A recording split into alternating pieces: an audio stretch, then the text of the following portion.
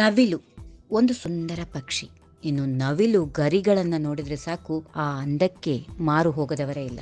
ನವಿಲು ಗರಿಗಳು ನೋಡಲು ಸುಂದರವಾಗಿರೋದೇ ಅಲ್ಲದೆ ಸಾಕಷ್ಟು ಗ್ರಹ ದೋಷಗಳನ್ನ ಮತ್ತು ವಾಸ್ತು ದೋಷಗಳಂತಹ ಹಲವಾರು ಸಮಸ್ಯೆಗಳನ್ನು ನಿವಾರಿಸಲು ಸಹಾಯ ಮಾಡುತ್ತವೆ ಅಂತ ಹೇಳೋದುಂಟು ವಾಸ್ತುಶಾಸ್ತ್ರದಲ್ಲಿ. ಪೂಜಾ ಮನೆಯಿಂದ ಮಲಗೋ ಕೋಣೆವರೆಗೂ ನವಿಲು ಗರಿಗಳನ್ನ ಇಟ್ಕೊಳ್ಳೋದ್ರಿಂದ ಹಲವಾರು ರೀತಿಯ ಪ್ರಯೋಜನಗಳಿವೆ ಸ್ನೇಹಿತರೆ.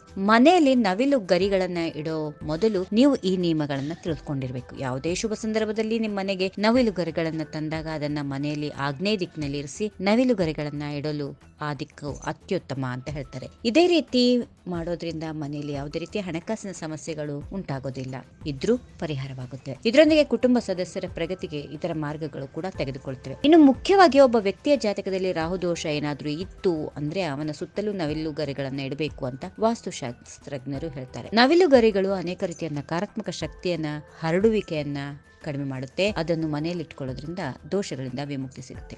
ಇನ್ನು ಹಾಗೆಯೇ ಶನಿ ಸ್ಥಿತಿಯಿಂದ ನೀವು ತೊಂದರೆಗೆ ಈಡಾಗಿದ್ದೀರಾ, ಹಾಗಾದ್ರೆ ಶನಿವಾರ ಈ ಪರಿಹಾರವನ್ನ ತೆಗೆದುಕೊಳ್ಳೋದು ಖಂಡಿತವಾಗಿಯೂ ಸಾಕಷ್ಟು ಪರಿಹಾರವನ್ನ ನೀಡುವಂತಹದ್ದು. ಶನಿವಾರ 3 ನವಿಲು ಗರಿಯನ್ನ ಕಪ್ಪು ಬಣ್ಣದ ದಾರದಲ್ಲಿ ಕಟ್ಟಿ 5 ಮುರಿಯದ ವಿಳೆದೆಲೆ ಮತ್ತು ಅಡಿಕೆಯನ್ನು ತೆಗೆದುಕೊಂಡು ಅದರ ಮೇಲೆ ಸ್ವಲ್ಪ ನೀರನ್ನ ಸಿಂಪಡಿಸಿ ಓಂ ಶನೇಶ್ವರಾಯ ಎನ್ನುವ ಮಂತ್ರವನ್ನ ಪಠಿಸಿಕೊಳ್ತಾ ನೀವು ಮನೆಯಲ್ಲಿ ಅದನ್ನು ಇಟ್ಕೊಳ್ಳೋದ್ರಿಂದ ಶನಿ ದೋಷ ನಿವಾರಣೆ ಆಗುತ್ತೆ. ಶನಿ ನಿಮ್ಮನ್ನ ಕೃಪಾ ಕಟಾಕ್ಷದಿಂದ ನೋಡ್ತಾನೆ.